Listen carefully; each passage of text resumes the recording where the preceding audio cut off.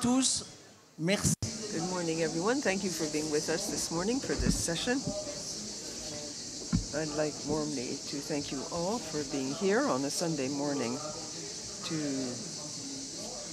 I'm Paul Chabal, France Télévisions, and I'm very pleased to moderate this round table. We have a prestigious panel made up of governors of central banks, and we're going to try and answer this essential question about central banks. Are central banks good lightning rods in a time of crisis? Can they manage to neutralize existing crises and also perhaps prevent risks in the future? So we have with us, in order from left to right, Jean-Paul Poulain, who's a member of the Cercle des Économies, Jean-Paul Paulin, Andrew Bailey, governor of the Bank of England, Pablo Hernández de Cos, governor of the Bank of Spain, Mario Centeno, governor of the Bank of Portugal, Naoko Ishii, professor at the University of Tokyo, who has also been Vice Minister of Finance, François Villeroy de Gallo, governor of the Bank of France. And I give the floor right away to Jean-Paul Paulin. Thank you. The lightning rod was invented to try and neutralize shocks, severe atmospheric shocks. Central banks were created to regulate finance, to avoid bank runs, for example, and also to ward off budgetary shocks often linked to war. In the last 15 years, central banks have gone back to their original mission. They've intervened in two types of crises: the financial crisis in 2008 on the one hand, and the health crisis in 2020. Did they neutralize the impact of these crises? We could say that they probably made it possible to ensure that the crises are less catastrophic than they would have been otherwise, but they didn't really neutralize the crisis, because in the end there was a strong increase in the state indebtedness. Budgetary policies were exaggeratedly laxist. Furthermore, there was a collapse in growth rates initially. There was inflation and an increase in interest rates, and then, of course, inflation came back. So one can wonder, what we need to ask the central banks is perhaps to ward off storms. In other words, to prevent a certain number of risks. Obviously, they do this because they regulate and supervise banks. And this mission was accentuated by the 2008 crisis, fortunately. However, a lot still remains to be done, particularly when it comes to shadow banking. This mission is therefore very clear. One must say, however, that it's not all that evident to stabilize prices while at the same time achieving financial stability.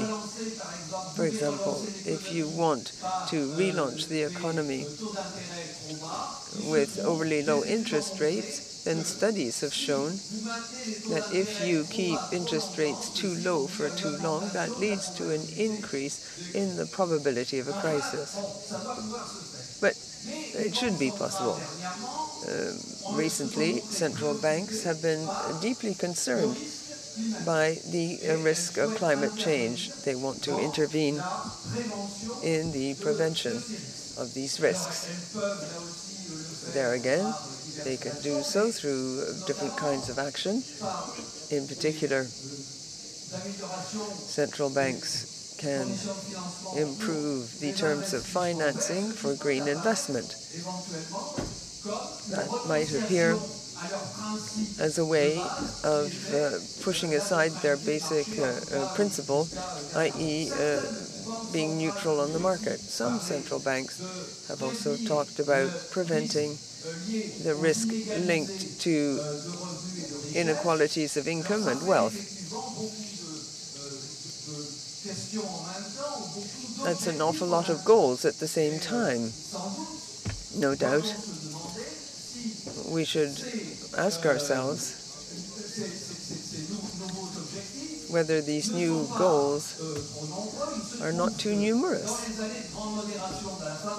When there was great moderation in the 90s, the central banks restricted their goals, and now, today, they are expanding the scope of their goals.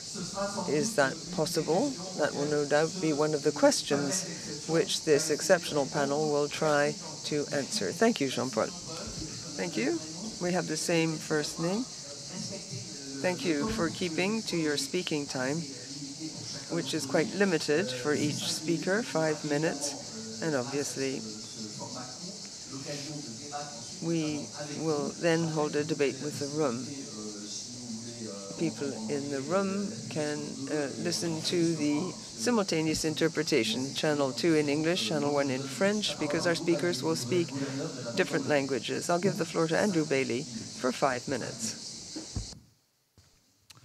Well, thank you. And can I start by saying what a pleasure it is to be here at Les Rencontres. I've heard a lot about it, never actually had the chance to experience it, and it's been a real pleasure to be here and to be here in Aix. So thank you for inviting me to start with. I'm going to start by just developing the sort of the lightning rod metaphor, if you don't mind, for a moment, because I do think it's important to bear in mind that lightning rods only solve one problem. They don't solve every problem that comes along. You know, they were designed, invented, and built to solve one problem, and they seem to do that pretty effectively, as far as I can tell, although fortunately I've never had to have the experience. And I think that's important because, as you rightly both said in the introduction, there are, of course, a lot of shocks going on in the world. And, I would observe that I think at the moment we are in a world where there is a confluence, a coming together of more big shocks than we've seen actually for quite a long time in the world economy. But I think it's very important to bear in mind that central banks are here, most of us, certainly in the case of the Bank of England, with two objectives: monetary stability, low inflation, price stability, and financial stability. Those are our objectives. We don't have other objectives. So my starting point is that these other things that are going on, we are not here, I'm afraid, to take the lead in solving them. That's not what central banks are here for. That's a starting point. There is a however, because of course these shocks do affect, they have an effect on the things that we are here to do, on price stability, on financial stability. So we can't ignore them. That would be, a very serious mistake on our part if we ignored them. We have to take them into consideration, but I'm very, very strict on this. Insofar as central banks take them into consideration, it is because of their influence on our core objectives, not because we are going to take the lead in solving these issues as matters of public policy. And I think that's a very important principle, certainly for me, that we stick to. But it does mean, at the moment, that we are having to, in a sense, take into account, assess, and respond to a lot more shocks. And I just want to finish by really putting them into two categories. There are what I call the long-term shocks. These are things that have been going on for some time, quite a few years now, and are going to go on. And I'll identify two. One is an aging population in the worldwide. Two, for most of us, very low productivity growth since the financial crisis. I think we understand the first one better than the second one in terms of its causes and how it comes about. And then let me finish by saying there are, of course, what we hope and pray will be shorter-term shocks. We don't know, but we do that. The war in Ukraine, obviously, COVID, which let's hope we're behind now. These are the things that have come along in the last 3 or 4 years, have been huge shocks in our world. We can't solve them, sadly, of course, on our own, but we have to take them into account. So I hope that gives a sense, certainly from the Bank of England's perspective, about how we think about these shocks and how we think about our remit. Thank you.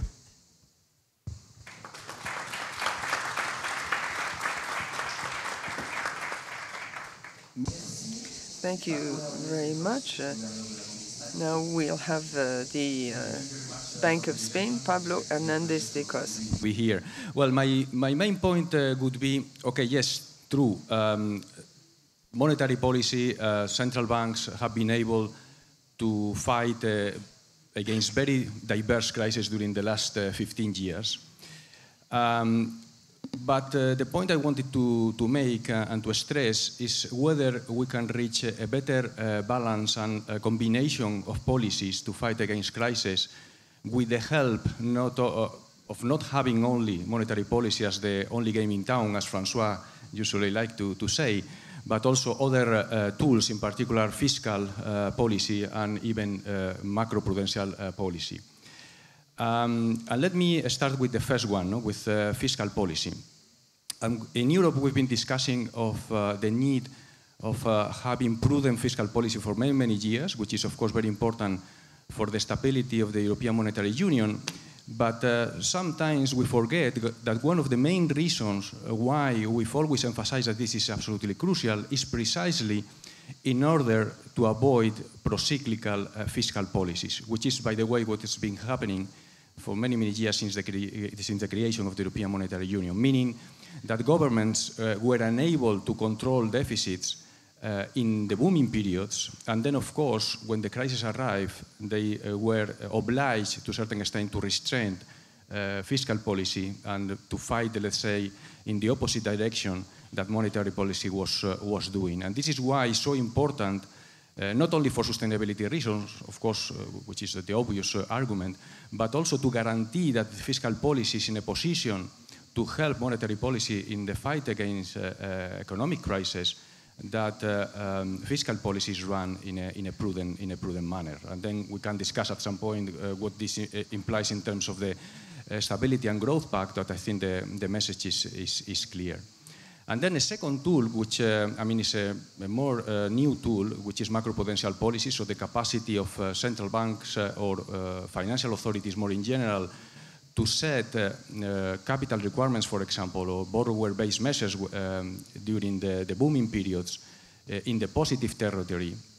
Of course, the main argument to do so is to try precisely to fight against the financial cycle to emerge in this booming period, but there is even a more important argument, because probably is the one that we are sure that it helps, is that when the bust comes, also these capital requirements can be used in order precisely to avoid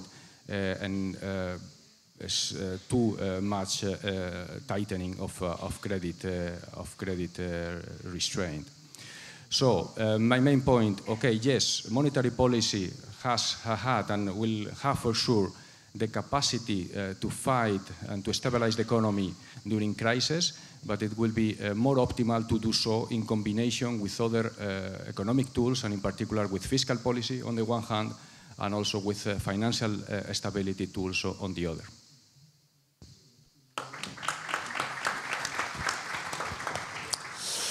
Merci d'avoir. Thank you very much for keeping to your allotted time. I'll now give the floor to Mario Centeno, the Governor of the Bank of Portugal. Mario Centeno. For having me here. I will offer you, in my 5 minutes, some reasons for being hopeful about Europe these days. Let's see if I can do it. This will be a very pro-European statement in any case. All crises play out differently. Even if we identify the shocks, the reasons for the crisis, they all play out different. And why is that? Because they play through incentives, through our institutions. This time around, Europe is the biggest provider of stability in the world in economic policy terms. This is my view. And why is that? because we prepared ourselves much better this time for the crisis than before. If you go back to 2019, we had 14 out of the 19 member states of the Eurozone in what we call the medium-term objective for fiscal policy, meaning that we were building on reserves, reducing risks in Europe before the crisis. We had the better response to the crisis in the world in 2020. We actually felt like a heap of integration, maybe the largest jump in integration in Europe during the crisis, because for the first time, as Pablo was mentioning, monetary and fiscal policy played together in Europe. This was not true before, in the previous crisis. So Europe has a lot of strengths today, and Europe must know how to use these strengths in the world. This is my first message to you. Well, the current challenges require multiple policy instruments. That's true. We cannot play only with monetary policy or with fiscal policy or regulatory policy, and in any case. We need to continue building the European Union. We need a central fiscal capacity for Europe. We need more and better integration. We need to complete the banking union. We still are not there yet. We need an European deposit insurance scheme that works for us, works for financial stability in Europe. Other monetary unions have their own schemes. We do need one in Europe as well. And this needs trust. And Europeans need to trust each other. We need to work as a union. We are in the home of rugby in Europe, and we all know that a monetary union plays out pretty much as a rugby team does. We need to move together in the field, all together. We cannot play with one man down, because a rugby team suffers a lot when it plays with one man down. This is the same thing in the monetary union. So we need really to play together. Inflation is a collective bad. It's bad for the economy. That's why central banks have a very strong mandate to promote price stability.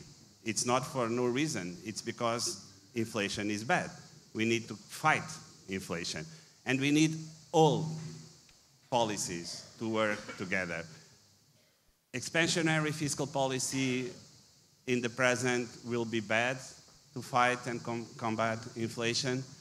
We need counter-cyclical policies in that vein, but we do know that monetary policy promote a redistribution of wealth that do not favor the most vulnerable in our societies. So fiscal policy must be targeted to the most vulnerable and leave aside monetary policy to fight at the macro level inflation.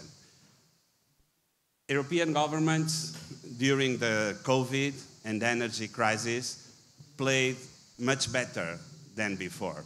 There is no existential crisis for the euro for the first time this century in a moment of crisis. This is completely different from before. We need to take this very, very seriously. I can give you only one Merci. number and I'm finished. D'un mot. Merci. Excuse me. During this crisis in 2021 and 22, the US government deficit was 17 percentage points, $3.5 trillion more than the European taken together. This means that even fiscal policy this time in Europe played very well. Thank you.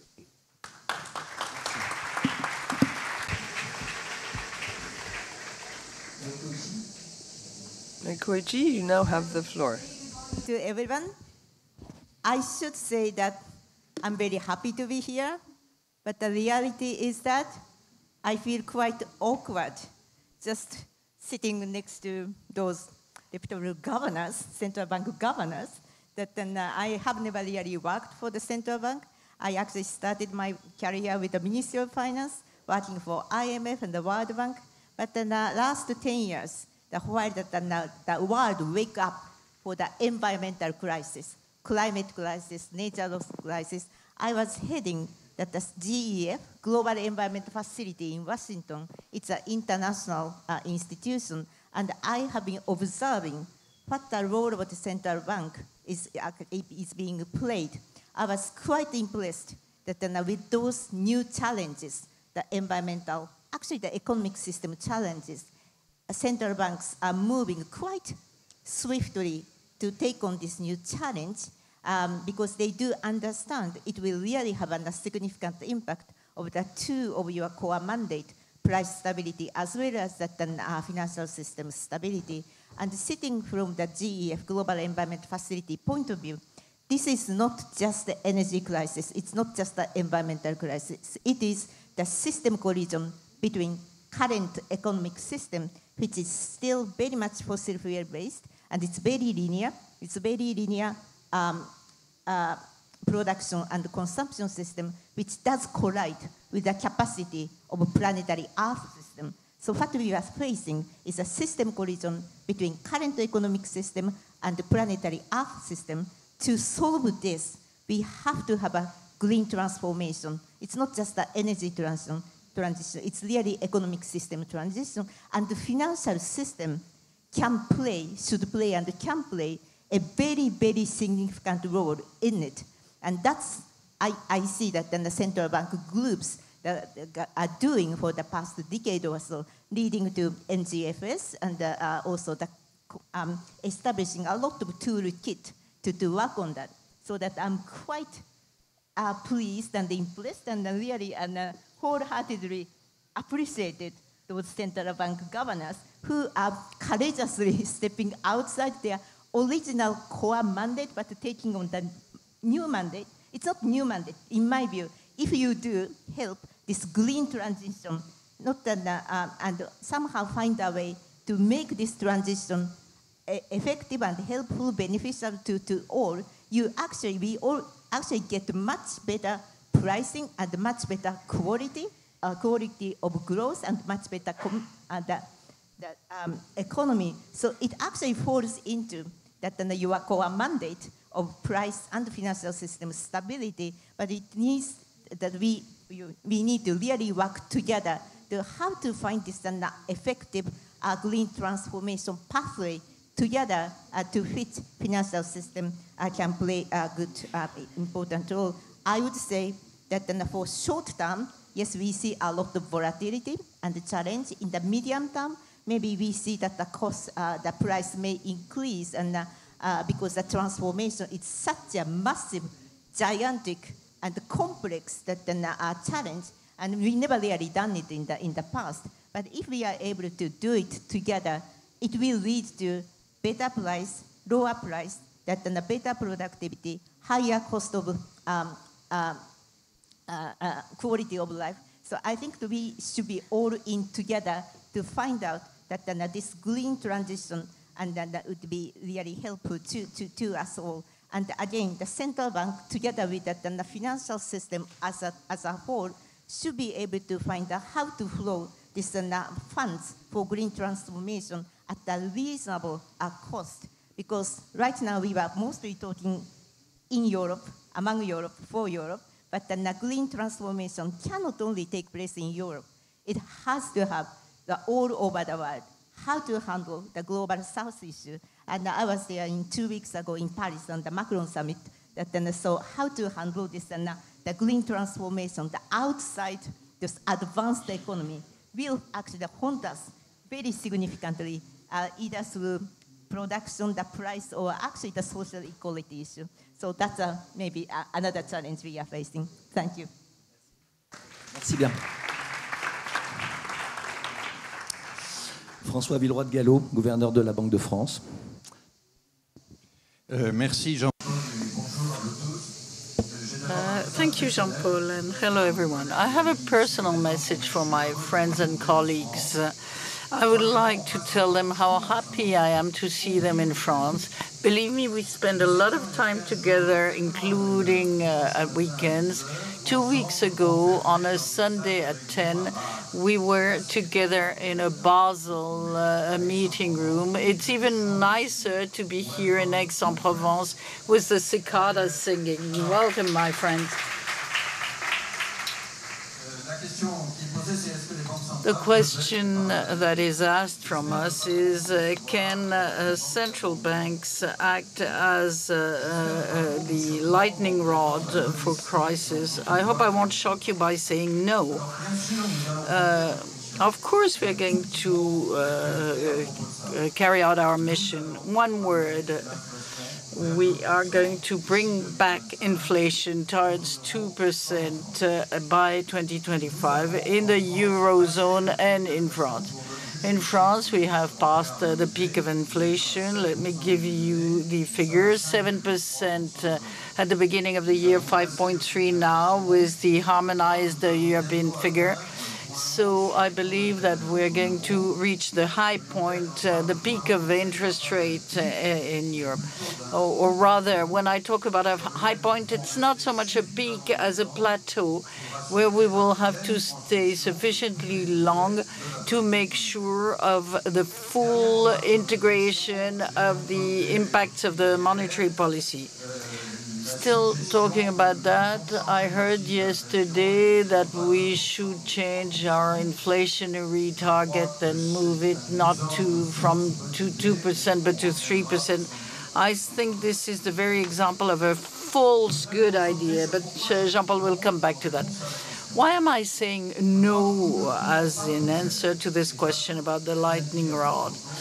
No, because we can't do everything, as Pablo has said about the various policies. We cannot by ourselves solve the debt crisis or solve the climate crisis, even though all of us here are engaged and committed to the financial system. Nauko has mentioned the NGFS, Network for Greening the Financial System. It's a network which is headed by the Bank of England and French one. Why do I say no? Why do people think that central banks can solve everything? Let me spend 3 or 4 minutes that are left to me, or 2 minutes I have apparently, only 2 minutes. 2 bad reasons, it seems, and 2 more interesting reasons for our democratic debate. First bad reason is the illusion that we have a magic wand. Finance is something complicated. Monetary policy people seem to think that it's very austere, very secret, that we have our own non-painful or unpainful recipes. But no, there is no free lunch, said in English. We have no power to solve the crisis without any pain. So, second more subtle reason is independence. I do believe in independence. The Banque de France, I would like to say, is celebrating its 30th year of independence, the law of August 93. But to think that we have the privilege of escaping the heavy politics and we have a key, I disagree. And this leads me to the 2 more interesting causes. First of all, in our limited scope, we have a clear responsibility. We have a specific ex-ante objective, price stability, and we gave you a metric, 2% inflation in the medium term. And we have ex post a measurable result. You know the famous sentence by Albert Camus, ill-naming an object means adding to the unhappiness in this world. I believe that the public debate is suffering a lot from objectives that are ill-named or ill-metered. objectives that are always taking over from the measurement, of ex post results. And in our limited scope, and this is the second interesting point, we have an ability to act. We have means to reach our results because we have instruments, mainly the interest rate. We have time, not indefinitely, but we were talking about the previous panel.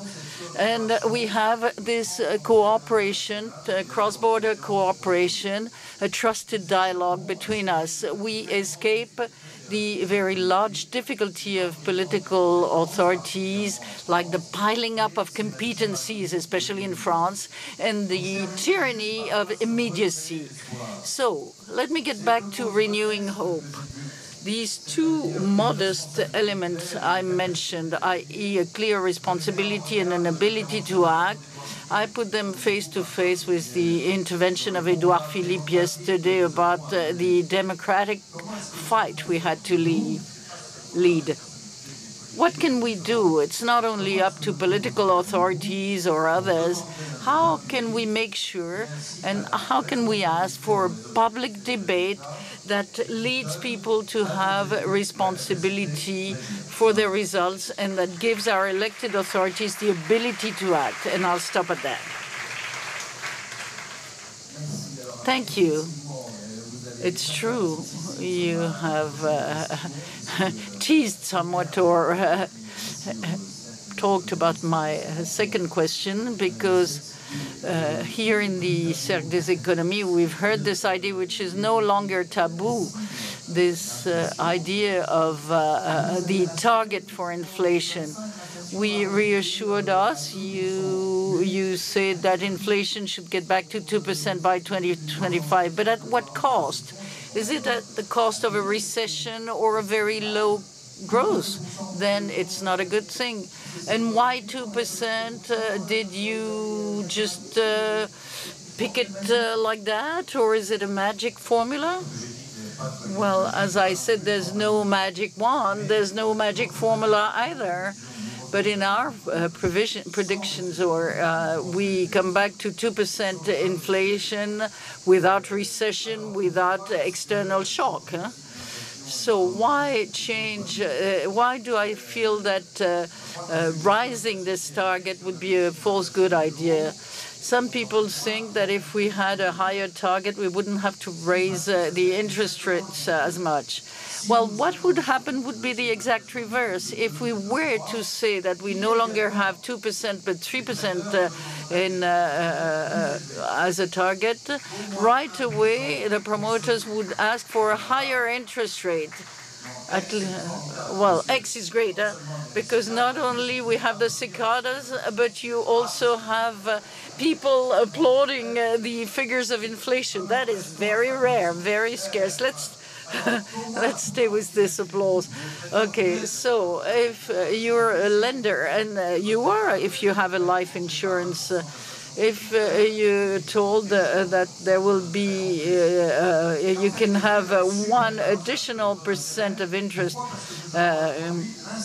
but that would be a mistake because we would introduce uncertainty about inflation. We would have changed our objective, changed our goal, and we would lose our credibility. And this can be measured on a financial market. If you have more environmental inflation, you have a risk premium. You increase by 1% to compensate for the nominal change in the inflation target, but you increase by more de facto because you create uncertainty. Let me give you a very simple topical talk. For my non-French colleagues, we have a major event in France, the Tour de France, the cycle tour of France. You get to the top of the Puy-de-Dôme, which is a mountain in the center of France. Suppose the organizers said, no, we change. The people the arrival will not be at the top of the mountain, but at the bottom. They would lose credibility. Well, the same thing for us. Our commitment is 2%. Alors. Okay, then, as we have a panel of prestigious governors, who wants to disagree with François? Andrew Bailey, you wanted to disagree or you want to give us your opinion? With them, actually. But look, I just want to come back. Let's come back to this 2% point for a moment. What is 2%? It's actually the practical application of price stability. Now, why 2%? Well, there isn't a great magic, but there is an important point in it. It's low enough that people do not feel they have to factor in what inflation is going to be, what they think inflation is going to be, to their everyday economic decisions. They can put that to one side. But it's not zero, because if it's zero, there's no scope for relative prices to change, and relative prices must change in a flexible economy. So it's a good balance between those two things. And I strongly agree with Francois. If we change it, we will unpick not only that definition, we will unpick expectations. And let me add one final point about the current situation. Francois is absolutely right. We have the same issue in the UK. We have it, sadly, somewhat more severely in the UK. We've got to and will bring inflation back to our 2% target. We'll do it, I think, within about the same time frame that Francois was talking about. We do have some flexibility, therefore, about how quickly we bring inflation back to target. But it's absolutely critical that that flexibility isn't confused with people thinking, well, they're not pursuing 2% anymore, because we are. So to my mind, it is absolutely critical always, but particularly at the moment, that we emphasize 2%. Thank you. Pablo Hernandez. Three very quick points. First, the number 2% was not chosen by chance. So back in 1999 and again in 2021, when the ECB developed its strategy review, there was a good discussion of higher numbers and lower numbers. Okay, and those numbers were confronted in terms of the cost of higher inflation or the cost of lower inflation. And the 2% number was chosen precisely because it was perceived as the optimal one, according to the empirical and theoretical literature that we have, not only in 1999, but also in 2021. First point.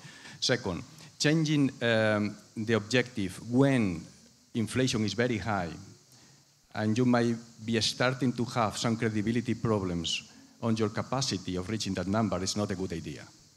That's absolutely clear. And then third, it is true, there were some papers that were published in the last 10 years justifying a potential increase of the target for central banks based mainly on the argument that the natural interest rate was low. And this leads to a high probability of the central bank to reach the zero lower bound or the lower bound on interest rates. Okay? If anything, the discussion in the last 2 years has been on a potential increase of the natural interest rates, which in this discussion would mean that there is less of a necessity, less of a need for an increase in the target in order to reduce the probability of reaching the lower bound. Thank you. Mario Centeno. Well, thank you for the question. I will not be adding anything to what Francois, Pablo, and Andrew said.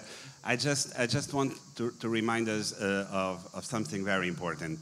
We are here talking about crisis and what is the role of central banks in crisis. But we also have to be completely clear about what is the situation today. Inflation is coming down faster than the way up. It was a very long way up because we actually felt the effect of different crises. First, the COVID, then the war and the energy crisis. So this was a succession of crises. So it took us to the peak way slower and longer than in previous crises. But the way down so far has been faster. So we need to kind of fuel this process and be very confident that we can make it. The labor market in Europe today is the strongest labor market we ever had in Europe. Contrary to what happens in the US or the UK, in which the labor market is smaller today, Participation rate in Europe since the lowest point in COVID is 3.3 percentage points higher. We created 8 million jobs. Half of these jobs are occupied by people that were not born in the country in which they are working, which means that mobility in Europe today is much better than before. So we are doing it in Europe, and we need to continue this process, because this is the best way we can to protect ourselves to the next crisis. We will not know what the next crisis will be, but if we do our job prior to that, we will be able to fight it much better. Alors, Naoko Ishii, on ne sait pas quelle est la prochaine. Naoko Ishii, we don't know what the next crisis will be, but according to you, what do you think is the biggest threat? What is the main risk or the main shock you think that the central banks should be concerned about?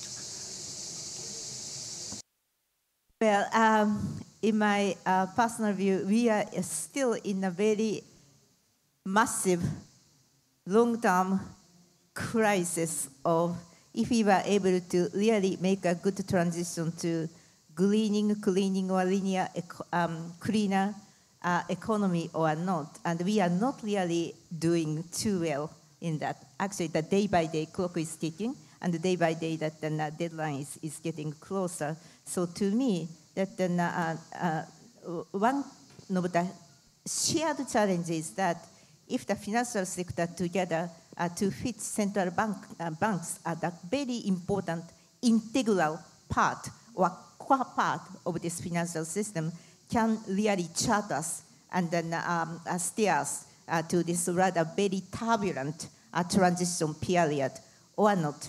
So there are a few instruments I think that you have at hand.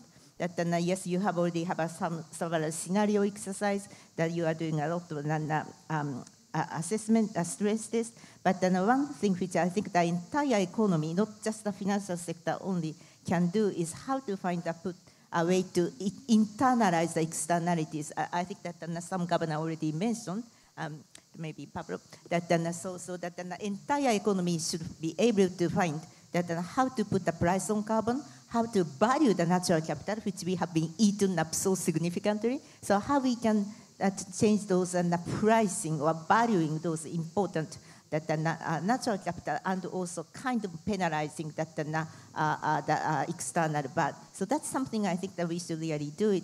But just going back to my original point of that, how I see this huge transition crisis, we can't really achieve the green transformation only among advanced countries. We have to find a way to how to help that the global south are also aligning their economic pathway to net zero goal, and we haven't really done it yet quite good. Macron summit message was very clear. The current international financial system is not fit for purpose. That the reasonably I wouldn't say cheap, but the reasonable cost of the finance is not really flowing to those countries to help that green transformation. So that we have to find a way how we can really do it. Then that also I just mentioned the natural capital. Our economy has been eating up the very foundation of our prosperity, which is a natural capital. Very recently, the world is also waking up and to see how we can internalize the value of natural capital. This is another important challenge I think we have to take on. Merci beaucoup.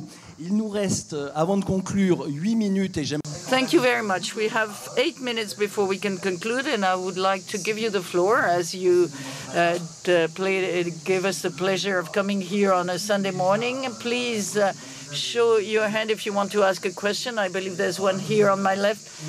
Go ahead and ask your question, but introduce first. I'm an economist. I used to work in Bercy. My specialty is monetary economy, which explains my question, which is a bit theoretical.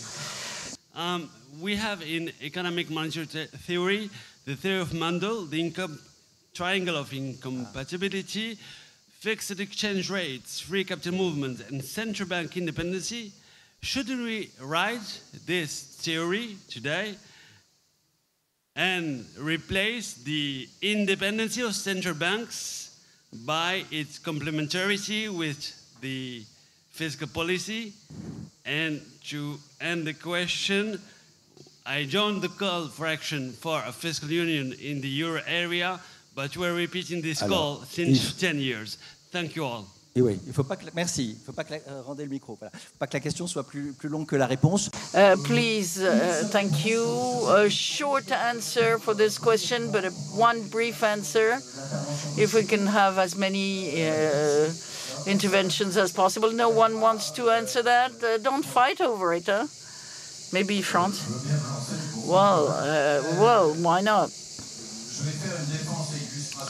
Let me defend and illustrate independence, which may not be always popular, including amongst the political authorities. I believe independence is fully democratic. What do I mean by that? We did not give ourselves this independence. We didn't wake up one morning and say, oh, how great it would be if we were independent. For example, in the Eurozone, remember the Maastricht Treaty, and remember we voted in September 92. We voted for the independence of the central bank, and we did so for pragmatic reasons, practical reasons, because we realized, and this is still true, that independent central banks are a better protection for the value of money, of currency. They avoid inflation. Why? Because when you have to rise the interest rate, it's never highly popular, and it's always more difficult for political authorities. The counterpart for the independence are two essential points. First of all, we must have a clear mandate. I talked about clear responsibilities. We must have an ex ante objective and a measurable result afterwards. And being independent does not mean being isolated. Then your question is complicated. Once we have this independence with some limitations, how do we talk to the other economic authorities, including the budget authority that Pablo mentioned? This is based on coordination, on dialogue. We say things about what we think would be a good thing in terms of budgetary policy. But you can't put everything in one single basket, because otherwise the monetary policy would be too slow. We've seen this in most advanced economies. The central bank is independent. It's not the case in emerging countries. And unfortunately, the list of countries where budget dominates the central bank, and therefore where it is difficult to rise interest rates, this list corresponds to the countries that do not have 5% inflation as we have in the Eurozone, but countries that may have 50 or 500% inflation. Well, you have central bankers who are here to answer your questions, even though they may not be technical. So you have the mic, sir. Yes, thank you. Saïf Idrifis, I'm a researcher in political sciences and in law. And I work on the topic of the European Central Bank and the management of crisis. In terms of community law, EU law, and economic and finance issues. What is your question, sir? Well, if we think of the last intervention by the governor of the Banque de France talking about independence, do you think that independence is a handicap, quote unquote, for the solving the crisis in Europe, or do you think it's a position that is well defended by European treaty and which enables central banks to play their role, their monetary role, or to play its financial role? Please wrap up, sir. Because if you think of the American Federal Bank, there's a big difference. If we think of the US Fed, the Central European Bank, the ECB is highly independent from European government. Well, you give your viewpoint, but I would like people to ask questions. So we'll take a batch of questions and then we'll have the answers. Go ahead, sir, here. And please try to ask short questions, not give your viewpoint. Yes, coming back to the 3%. In these rencontres, we talked about the green crisis and the fact that there would be an increase in prices due to this crisis. We know there will be an increase in prices and more than 2% fluctuation. So your question is, how can you integrate these prices in the fight against inflation? Okay, one last question maybe, because we only have 2 minutes left. Okay, schematically, Patrick Portolano, will there be one day a central bank for carbon to manage the emissions, the carbon emissions, like we manage the monetary mass, and so we can get a negative inflation on fossil fuels? Well, 2 minutes left. Who wants to answer these questions? Maybe Jean-Paul Paulin could conclude, or I don't know. Andrew, would you like to say a few words? Alors, 30 secondes. Okay, 30 seconds for answering. Very briefly on carbon, I think the question is how to price carbon and therefore have a market in carbon. You don't need a central bank, you need to price carbon in a market, I think.